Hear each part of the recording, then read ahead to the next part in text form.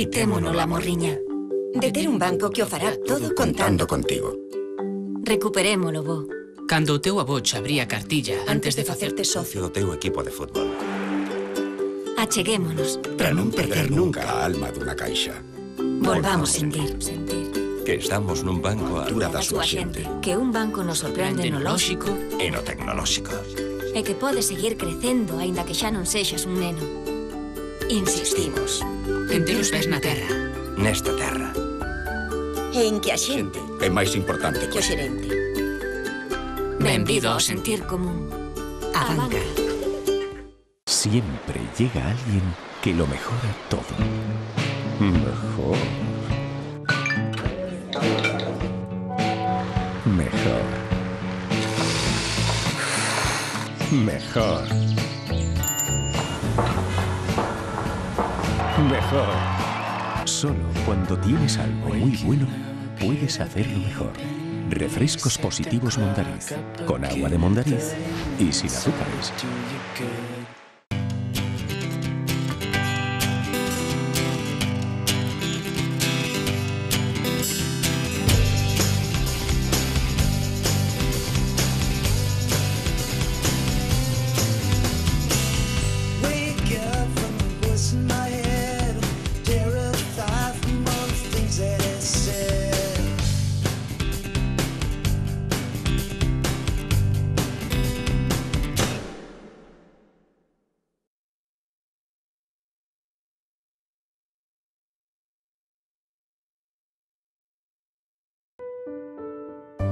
Porque seleccionamos lo más rico para ti. Porque estamos a tu disposición para aconsejarte con profesionalidad. Porque no vendemos productos de marcas desconocidas. Porque siempre te escuchamos y atendemos tus sugerencias. Porque tu satisfacción está garantizada. Si no quedas satisfecho, te devolvemos el dinero. Siente la confianza que te ofrece Gadis. Gadis, en confianza. A xente que quero, recoméndolles Galicia. Praias hai moitas, pero como estas... Porque para ver grandes paisaxes non fai falta facer longas viaxes. Polo marisco e polas patacas e o pan que aquí saben a marisco. Se che gusta o verde, onde mellor? As túas vacacións polo bo camiño. Galicia, o bo camiño.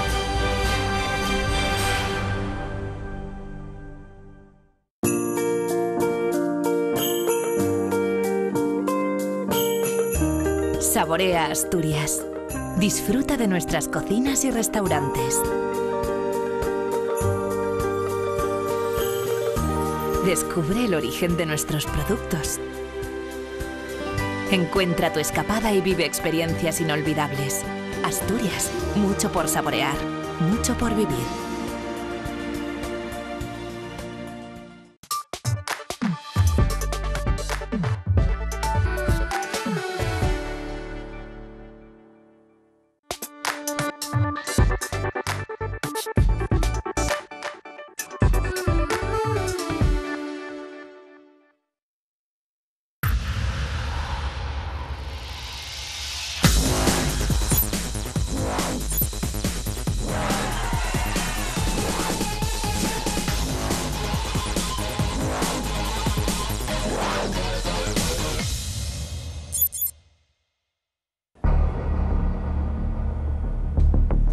Buenas noches. Galicia guarda en su costa un importante secreto. Decenas y decenas de baterías militares que están abandonadas. Estamos hablando de edificios que tienen más de 80 años y que son casi escombro. Sus túneles subterráneos están llenos de basura y sus cañones fueron usados para chatarra. En este panorama desolador sobresale la batería militar del Monte de San Pedro en A Coruña, que acaba de ser rehabilitada. Esta noche les enseñamos lugares que nunca han visitado. Hoy en Informe en V, las ruinas de la guerra.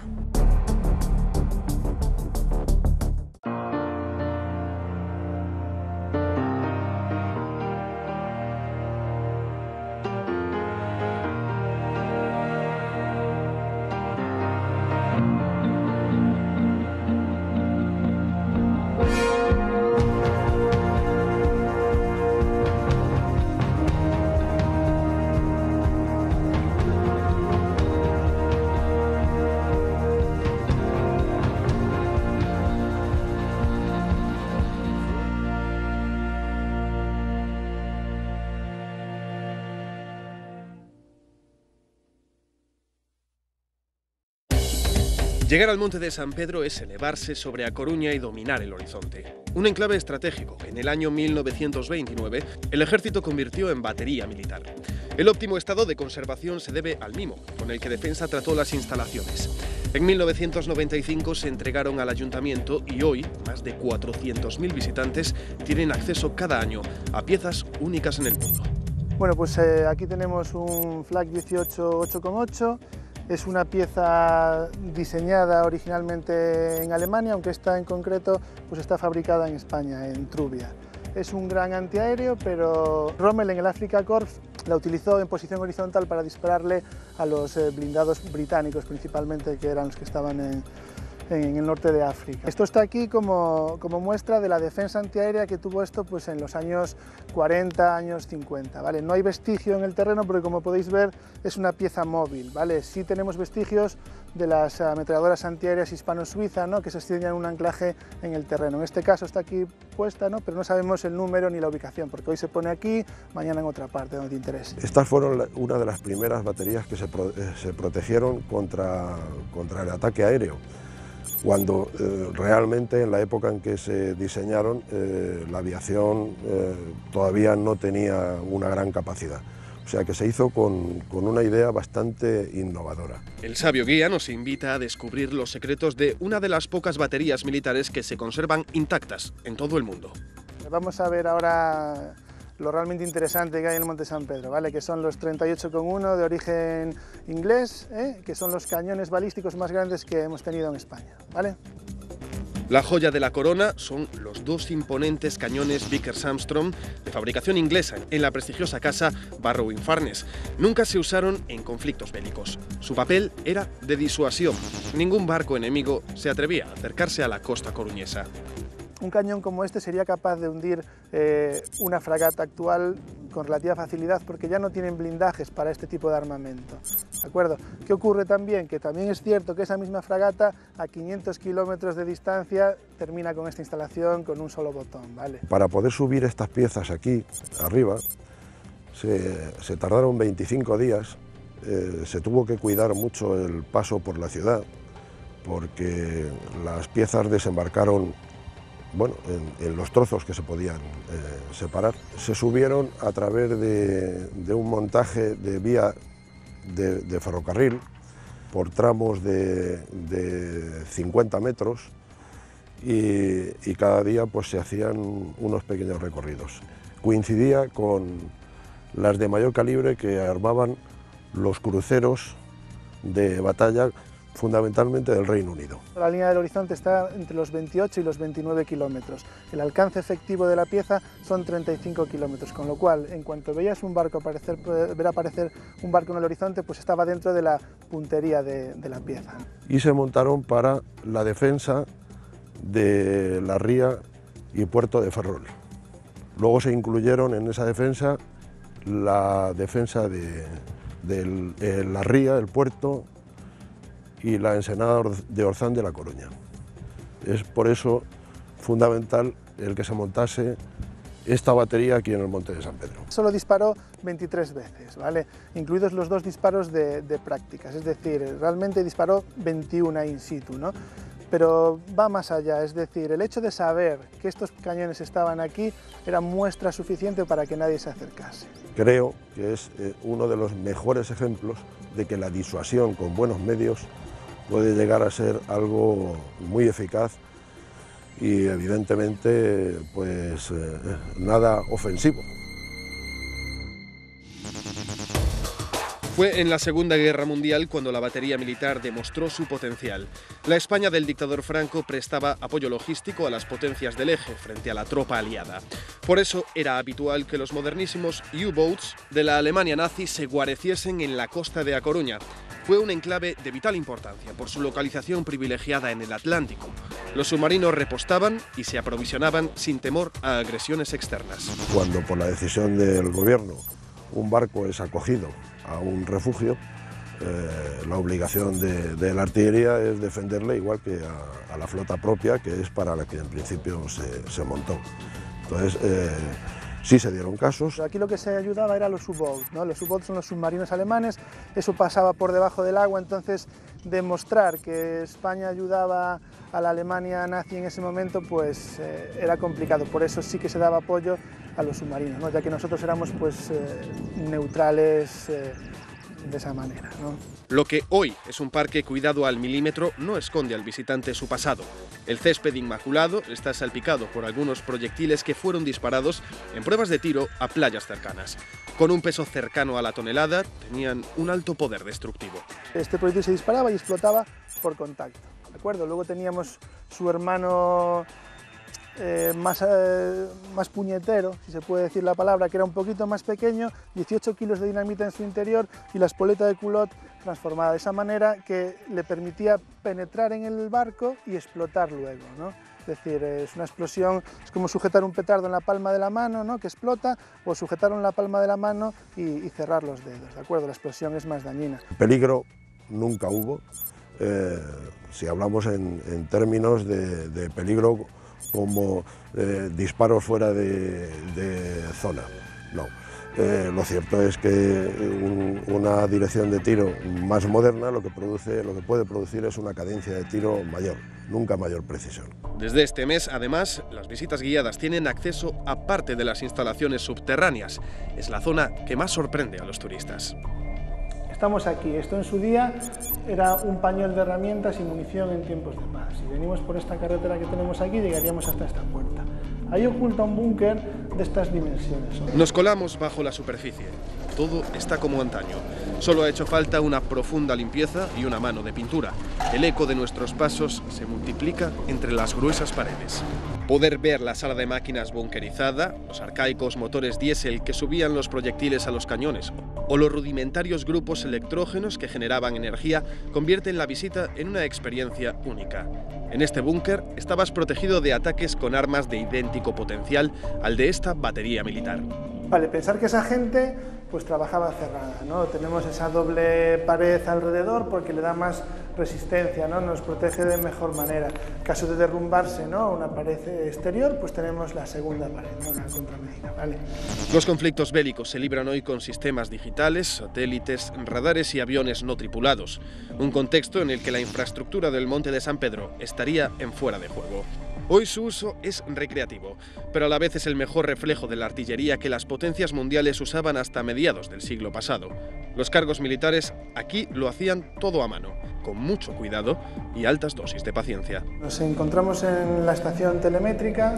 Aquí tenemos el telémetro, es una pieza de 9,40 metros con las lentes separadas entre sí 9,14 metros. Desde aquí es donde se observaba el horizonte y se veían lo que son los barcos. ¿Qué generamos entre esas dos lentes y el barco? Pues un triángulo imaginario, ¿de acuerdo? Del cual conocemos el lado, ¿no? Los 9,14 metros que separan esas dos lentes y la angulación resultante del mismo. Por lo tanto, por trigonometría, vamos a decir elemental, ¿vale? Podríamos calcular la distancia al barco. Me parece muy interesante el ofrecer esta visita a todo el personal que tenga conocimientos, inquietudes, estudios sobre las ramas fundamentalmente de arquitectura e ingeniería civil, porque van a descubrir en estas instalaciones soluciones casi impensables para la época en la que estamos hablando. Soluciones muy ingeniosas, soluciones reales a problemas que hoy en día nos pueden parecer pues, de poca monta, pero que en aquellos momentos eran realmente importantes.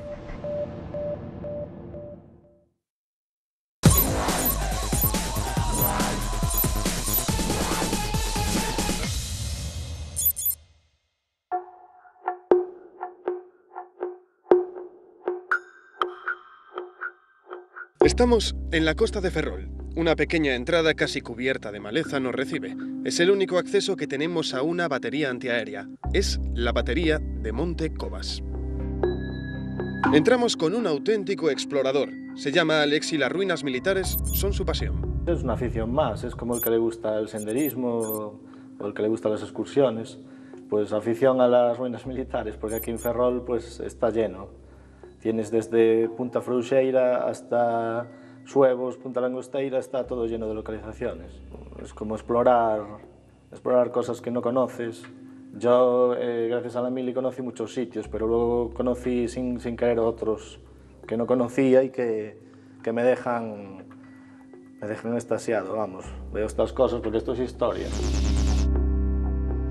Y es que estos túneles son solo un ejemplo de la cantidad de construcciones militares abandonadas que hay en el Golfo Ártabro. Por algo se convirtió en la zona de mayor concentración de baterías del mundo. En la que nos encontramos se construyó en los 40 y tenía un uso muy particular. Sobre todo en el periodo de la Segunda Guerra Mundial, para repeler los aviones aliados ingleses que se adentraban en la ría a vigilar, porque sabían que España estaba neutral, pero que dejaba entrar submarinos alemanes y tenía cierta permisibilidad con los alemanes, vamos.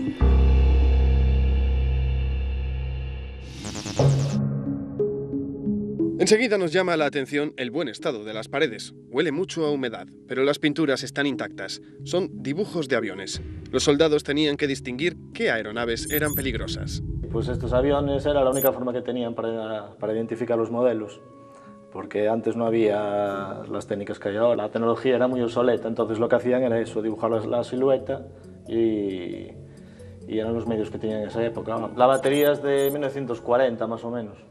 O sea que las pinturas tienen que ser de esa época. Pueden ser un poco más adelante, pero cuadra con la Segunda Guerra Mundial y los aviones son los ingleses y los alemanes, los americanos. Aquí era vigilancia y después si se divisaba algún avión, pues se efectuaban disparos. Hay algún libro que tiene datado disparos de advertencia a muchos aviones que entraban en la ría siguiendo submarinos alemanes. Alex nos ha traído aquí porque apenas hay pintadas en las paredes. Eso sí, desde la entrada a estos túneles encontramos basura. Vaya panorama. Esta batería antiaérea está separada en 4 zonas. Las pinturas en los pasillos nos dicen hacia dónde tenemos que caminar. Cada pasadizo terminaría en los cañones desde donde se disparaba, pero de nuevo la basura es protagonista. ¿Se puede llegar hasta donde estaban los cañones? Queda todo... En esta batería está tapiado por la maleza, no llegas a salir a donde está el pozo y aparte está completamente llena de basura. Yo no sé por qué la gente viene a estos sitios a tirar basura, pero se puede ver cómo está completamente la salida tapiada de basura. Y ruedas y asientos de coche, de todo. Claro, porque es que aquí es difícil llegar. Es difícil llegar, pero aún así yo no sé cómo vienen a tirar todo esto aquí.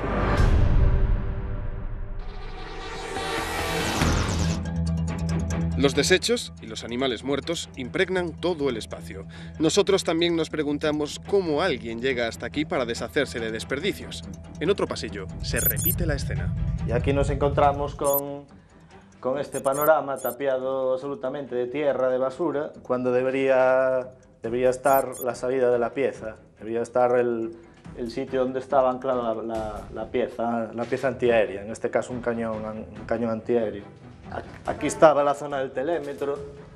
¿Qué es el telémetro? El telémetro es un aparato que se usaba para medir distancias al blanco. Se usaba tanto para barcos como para aviones. Medía la distancia al objetivo. Y aquí pone refugio. Sería donde tenían, por ejemplo, la munición y tendrían otras cosas. Y aquí se ve una rampa de carga de proyectiles manuales. Pero bueno, aquí el estado de la pared casi no hay pintadas y está sin humedades. En otras baterías está mucho peor. Cuesta entender cómo se pudo construir todo esto hace más de 70 años. En nuestro recorrido nos encontramos con ratas. Es solo alguna de las sorpresas que se llevan aquellos que tienen la afición de explorar estos lugares. De todo, desde encuentras una bolsa con un bulto inquietante y luego ves que es escombro, animales muertos, ratas, basura, sobre todo basura, porque a la vista está lleno de ropa, de todo te puedes encontrar, pero vamos, susto así ninguno.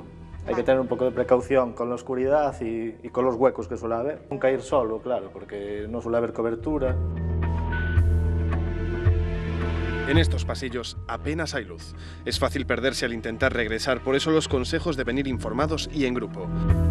Nos volvemos a encontrar con una zona donde habría un cañón. Y de nuevo, lo mismo. La pieza estaría aplazada aquí. Lo que pasa es que está todo cerrado de maleza, vamos. Ahí hay como un círculo de hormigón con un soporte y unos tornillos y ahí encima se anclava el cañón antiaéreo. Este es el círculo de hormigón al que se refiere Alex. Hemos tenido que ir a otra batería para ver a qué se refiere. En este caso es una batería de costa. Estamos en Prioriño. Es la batería de Lobateiras. Pues esta es la batería de 38,1 de Lobateiras y había dos cañones de Vickers 38,1, de calibre 38,1. Acá está para proteger la costa de los barcos, vamos, para defenderse de los barcos.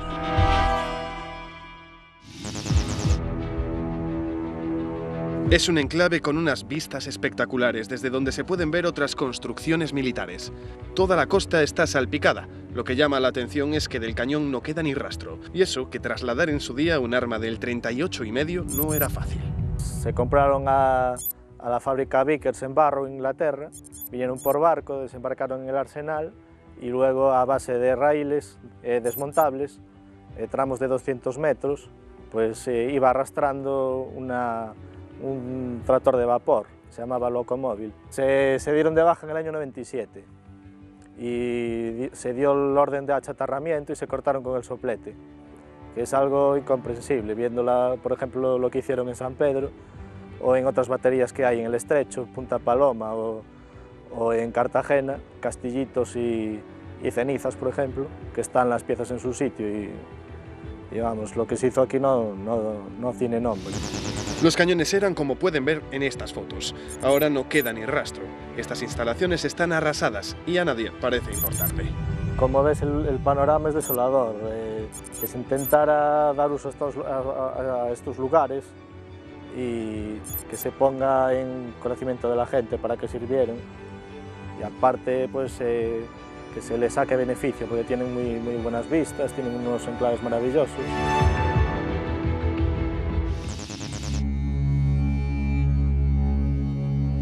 Esta que ven es otra batería militar de la zona. De nuevo observamos unas vistas impresionantes. Estamos en Cabo Prior, con un militar que trabajó en las instalaciones. Ahora mismo estamos en la segunda batería de Prior, calibre, porque en artillería las baterías se conocen por el calibre, de 15-24. 15-24 quiere decir los centímetros que tiene de calibre la pieza. Es una batería de defensa de costa y estas baterías forman parte del plan defensivo de España del año 26. En los 10 kilómetros que hay hacia tierra hay desde puestos de observación, polvorines, cuartelillos, hay un despliegue que no es solo esto. Las baterías no son algo aislado, se trata de un complejo de edificios cada uno con un uso muy específico. Todo para defender una costa que era clave a nivel estratégico. Y la misión principal que tenía este regimiento era la defensa de la base naval de Ferrol, Coruña. La base naval se llamaba Ferrol Coruña. La Guerra Mundial tuvo una época, que ya por la historia sabéis, que Franco se reúne con Hitler en Hendaya para que animara a Franco a que entrara en la guerra. Franco no entró, y entonces hubo unos momentos en que se temió que nos fueran a invadir. Entonces, como la invasión sería lo más probable por mar, entonces fue la época de más actividad.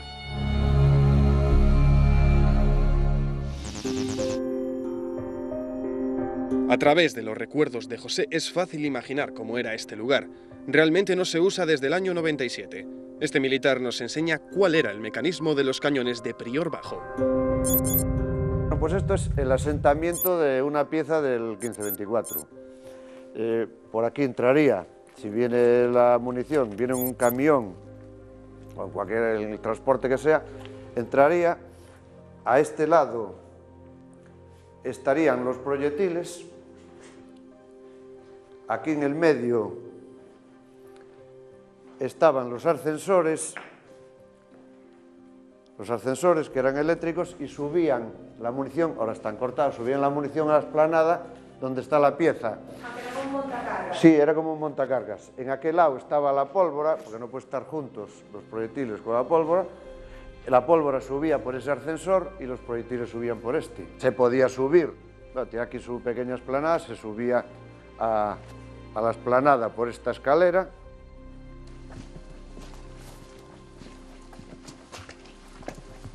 Por aquí subía las cargas, por allí los proyectiles, a una mesa que había aquí.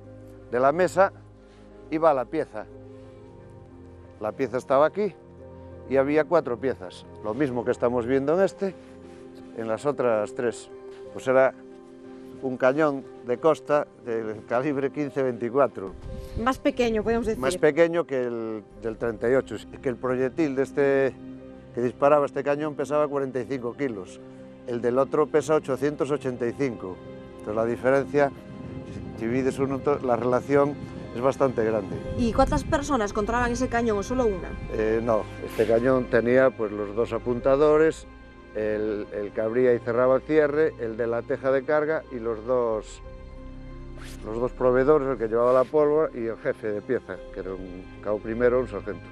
Este proyectil alcanzaba 17-18 kilómetros y pues depende de la cota a la que esté sentada la pieza. Y las del 38 podían llegar hasta 40 kilómetros.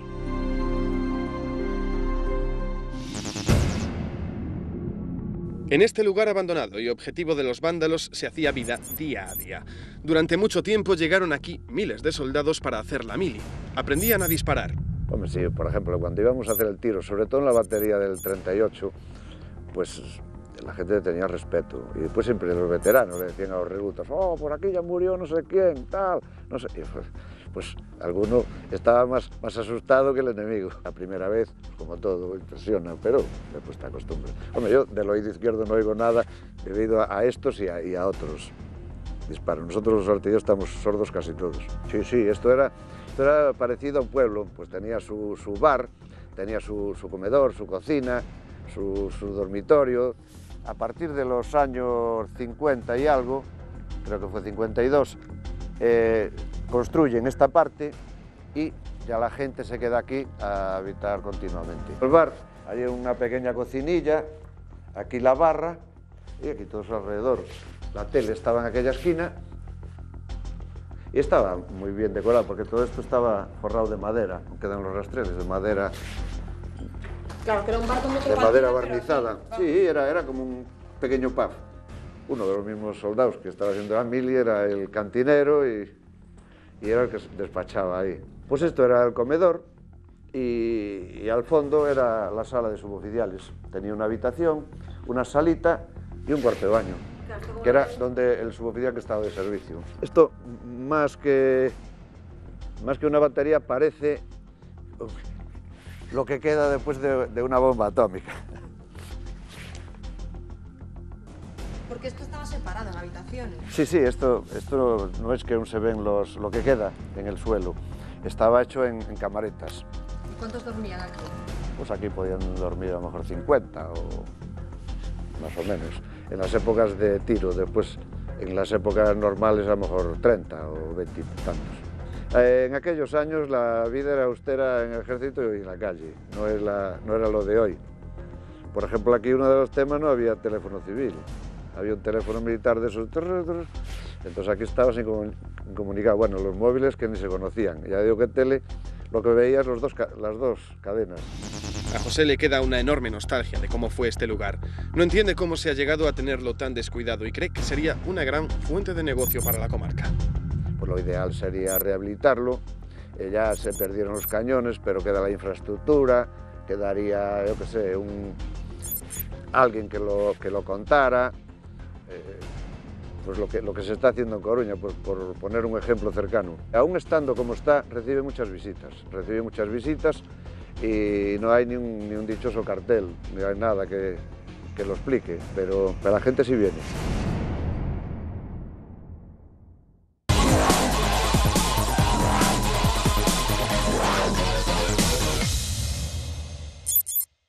Imponente sobre el Atlántico, el Cabo Silleiro, al lado de Bayona, guarda muchas más historias que las de temporales y naufragios. Alá polo ano 36, en Silleiro, había o Faro Novo e o Faro Vello. O Faro Vello entrou en desuso alá polo ano 1925, entón, nada máis comenzar a represión franquista, alá polo mes de xullo, un pouco máis tarde, a Guardia Civil tomou o Faro Vello en propiedade, ali instalouse xa un destacamento militar que foi o cerne, o xérmolo da batería militar posterior. Chamose destacamento Rías Bajas, como nos aparece na documentación franquista da época, e a partir do ano 41, de maneira exponencial, ali o que se emprazou foi unha batería militar de costa. La elección de este lugar no fue casual. Podríamos decir que respondió a una especie de inercia histórica. La toponimia lo demuestra. Solo entre Bayona y Aguarda, varios montes reciben el nombre de Facho. Desde sus cimas se avisaba con fuego de la llegada de enemigos por mar. También era así en el monte Facho de Silleiro, donde en el siglo XX nacería la batería J4. Que empezaron a construirse nos anos 40, principios dos 40, que entre o 39 e o 45 acabou a Segunda Guerra Mundial. O Porto de Vigo hubo unha intensísima actividade, era unha España de ultradereita, franquista, unha intensísima actividade nazi aquí. Está ben documentada, estudiou e publicou no Eduardo Rolán, en todo, tanto bélica como para abastecemento de víveres dos barcos, dos submariños. Están moi ben estudiados por Tojo Ramallo os submariños na Primeira Guerra Mundial e na Segunda. É porque despois en Galicia, norte de Portugal, tiñamos un metal moi preciado que era o wolframio, o tungsteno, que había un tráfico, tanto aliados como alemáns, era un metal que se usaba para darlle máis forza aos canóns, os elementos metálicos da maquinaria de guerra, nos montes da Aroba, na zona do Fontao en Silleda, en Portugal, pagábase daquela 500 pesetas o kilo, e iso parte del salía polo Porto de Vigo tamén. Hubo unha intensísima comercio, movimento, e as baterías nunca houve momento de usalas, como dixemos antes, por sorte, claro.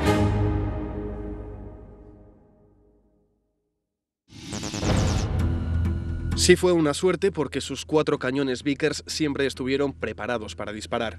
Un poco más al norte, los 3 Munaiz Argüelles de la batería J3 Monteferro también esperaron durante años la ocasión que jamás se produjo. Esta pequeña base militar se dio de baja en los años 60. Las labores de vigilancia dieron paso al abandono y al vandalismo.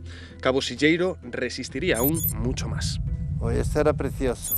Esto estaba todo limpito, había jardines, allí un patio con pescados y unas fuentes de agua. Estaba muy bien, allí había el chalet del capitán, también allí arriba, el del teniente que estaba más allí junto al telémetro. Y esto estaba muy limpito y muy curioso. ¿Era un buen sitio para hacer la mili? Pues sí. Muy bueno. Cristino es uno de los cientos de gallegos que pasaron por Silleiro para hacer el servicio militar. Cuando él vivió en la base, la función defensiva con la que había sido construida ya había pasado a la historia. La rutina era prácticamente como la de cualquier otro cuartel. Los dormitorios, que están metidos debajo del monte. Como cualquier otro cuartel, pero con una salvedad. Nos anos 60, sobre todo 70, 80, lembramos todos que mariñeiros en tal zona non se pode ir pescar de tal día a tal día, de tal hora a tal hora, porque iban a facer probas de tiro. Disparaban los 4 cañones y entonces iba un barco allá por la ría y llevaba un remolque y había que tirar al remolque.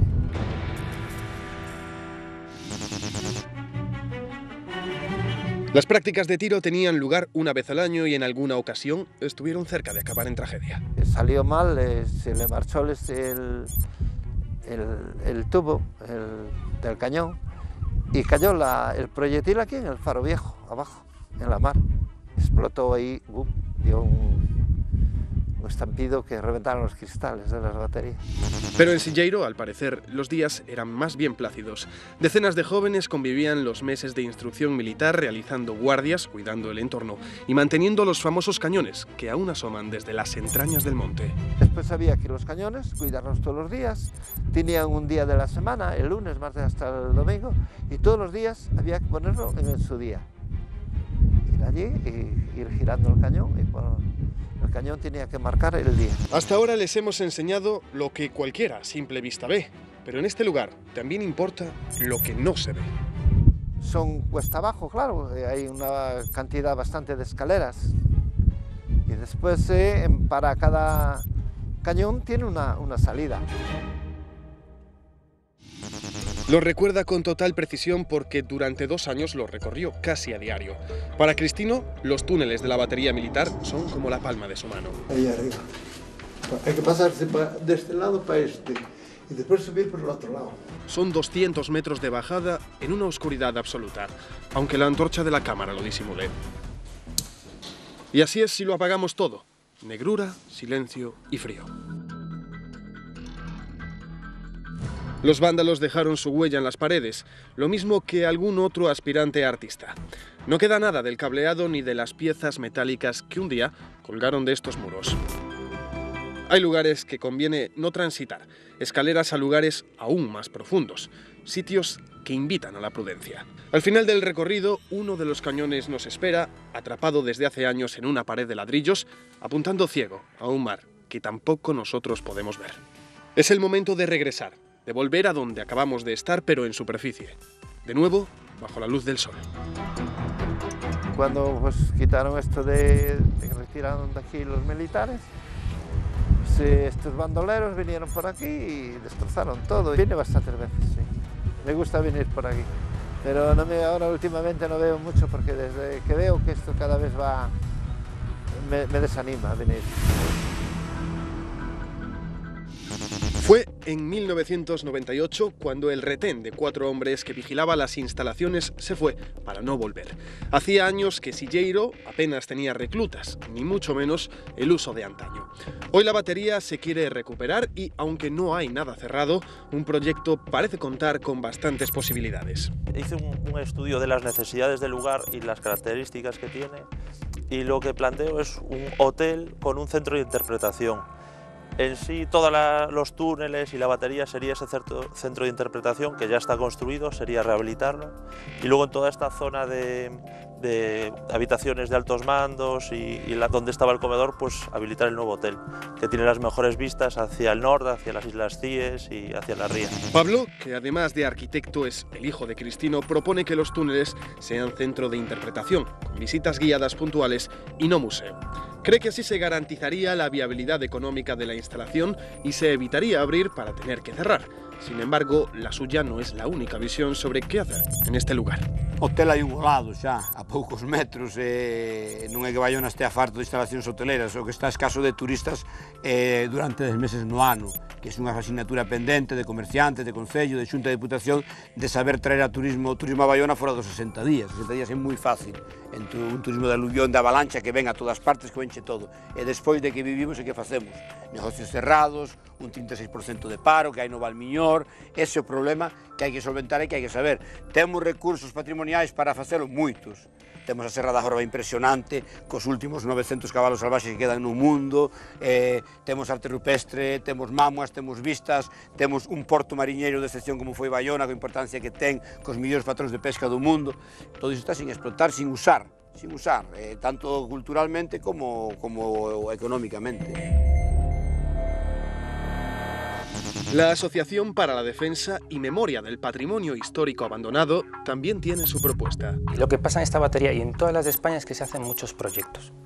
Hay montones de proyectos, pero que esos proyectos lleguen a cuajar es muy difícil. Fuera de España, en Europa, la mayoría de los sitios que están activos lo llevan asociaciones. Hemos estudiado un montón de proyectos, no solo en la zona de España, sino en Europa. Lo que nos gustaría hacer con ella es convertirla en un punto multiusos. Puedes encontrar un montón de sitios que hay un aula de naturaleza, hay una zona interpretativa de faros.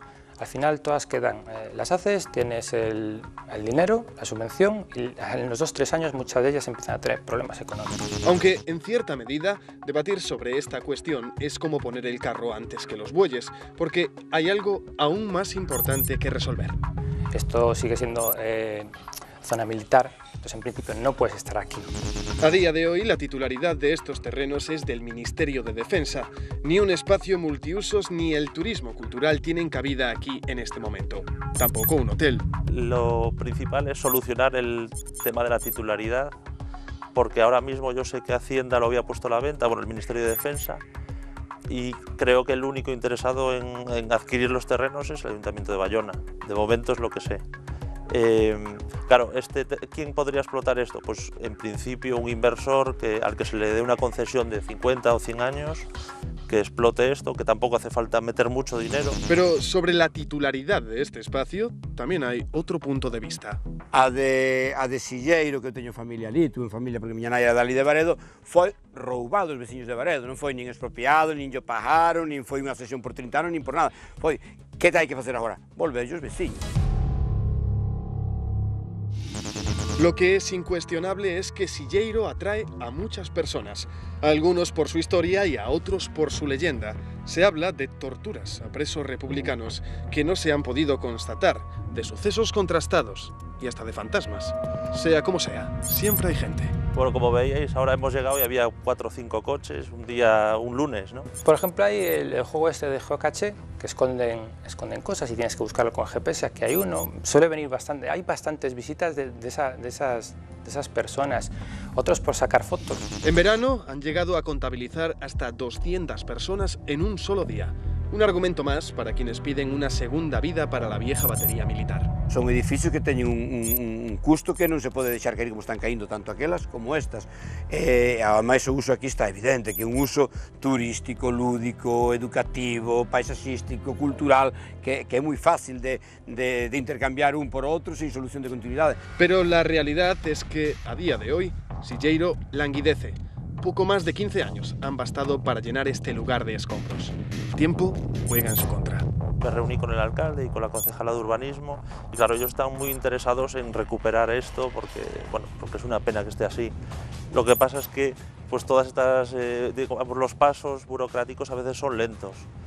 Ellos, yo creo, me consta que tienen ganas de poder hacer algo aquí, pero de momento pues, yo creo que no está en sus manos.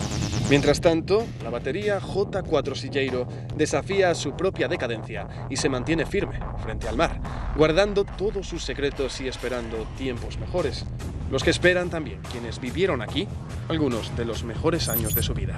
Pues que hubiera un sitio que fuera turístico, que viniera un hotel bueno, que viniera la gente, que hubiera un recreo para los niños que jugar y que una expansión estupenda para pasar un día, para venir a comer, que hubieran unas mesas por aquí para comer y también que la gente lo pasara bien aquí.